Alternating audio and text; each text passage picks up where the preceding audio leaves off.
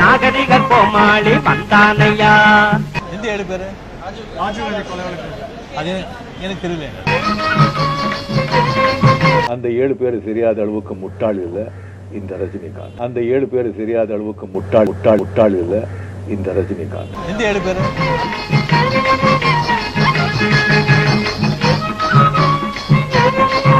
போரும் வரும்போது எல்லா ஆண் மக்களும் சேர்ந்து வந்து போரிடுவாங்க. என்ன கண்ணீர் தார தாரையாக கொட்டுகிறது? போர் என்பதால் பீதியா? அது வரைக்கும் அந்த ஆண் மக்கள் எல்லாமே, பிரஜைகள் எல்லாமே அவங்கவுங்க வேலையை, அவங்கவுங்க கடமையை அவங்க செஞ்சுட்டே இருப்பாங்க. என்னையா ஓவரா பேசுறான தவிர பாம்ப வெளிய விட மாட்டேங்கிறானையா. போர் வரும்போது பார்த்துப்போம். 1996 இருந்து 25 வருஷமா ரஜினிகாந்த் அரசியலுக்கு வர்ற அப்படின்னு சொல்லிக்கிட்டே இருக்காங்க. 30 வருஷத்துக்கு முன்னால கல்யாணம் ஆக வேண்டியவன் இன்னும் கோலம் போட்டுக்கிட்டு இருக்கான். நான் முதல்ல வந்து அரசியலுக்கு வர்றேன்னு சொன்னது 2017 டிசம்பர் 31 அன்னைக்கு தான் நான் சொன்னது. அதுக்கு முன்னாலே நான் அரசியலுக்கு வர்றேன் அப்படின்னு சொன்னதே கிடையாது. சிஸ்டம் கெட்டு போயிருக்கு. சிஸ்டமே சரி செய்யணும். சென்னை கிண்டியில் ரஜினிகாந்தின் மனைவி லதா ரஜினிகாந்த் நடத்தி வரும் தி ஆசிரம் மேல்நிலைப் பள்ளி வளாகத்திற்கு லதா ரஜினிகாந்த் வாடகை தராததால் பள்ளி வளாக உரிமையாளரால் பள்ளிக்கு பூட்டு போடப்பட்டுள்ளது. சென்னை ராகவேந்திரா திருமண மண்டபத்தின் சொத்து வரி தொடர்பான பிரச்சனையில் நடிகர் ரஜினிகாந்த் நீதிமன்றத்தின் நேரத்தை வீணடிப்பதாக சென்னை உயர்நீதிமன்றம் கண்டனம் தெரிவித்துள்ளது. 2,63,00,000 ரூபாயை கடனாக வழங்கியதாகவும் இதன் மூலம் 1,45,000 ரூபாய் வட்டி பெற்றதாகவும் நடிகர் ரஜினிகாந்த் தெரிவித்துள்ளார். சிஸ்டம் கெட்டு போயிருக்கு. சிஸ்டமே சரி செய்யணும். ஜனங்க மனதுல முதல்ல வந்து மாற்றத்தை உண்டாக்கணும். உங்களா நீங்களும் உங்களை எனக்கு ஆத்திரங்கள் வருது. ஆட்டமாடி பாட்டு பாடி அழகான ஜெதையோடு வந்தானையா. ஆட்டமாடி பாட்டு பாடி அழகான ஜெதையோடு வந்தானையா. சட்டமன்ற தேர்தலுக்கு முன்னால கட்சி ஆரம்பிச்சு நான் வந்து 234 தொகுதி நான் போட்டிடுறேன்னு சொல்லியிருந்தேன். நான் என்ன படிச்சு ஒரு டாக்டராவோ வக்கீலாவோ ஆயிடுறேன். யார் நீயா?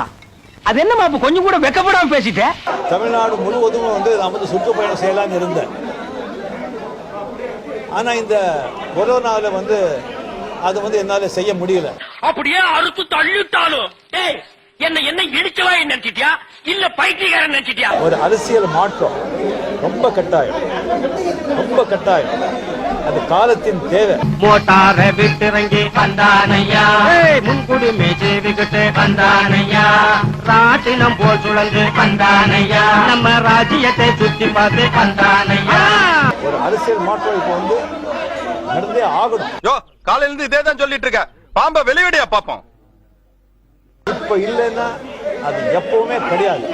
மாத்தணும், எல்லாத்தையும் மாத்தணும். நீ ரொம்ப தைரியசாலிப்பா.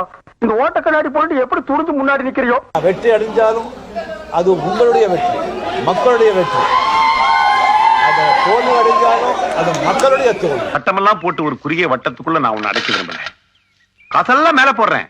உனக்கு எவ்வளவு வேணுமோ அவ்வளவு மேலே எடுத்துக்க. நீ பார்த்து கீழே போடுறத நான் எடுத்துக்கிறேன். ஜனங்க நீங்க முடிவு பண்ணணும்.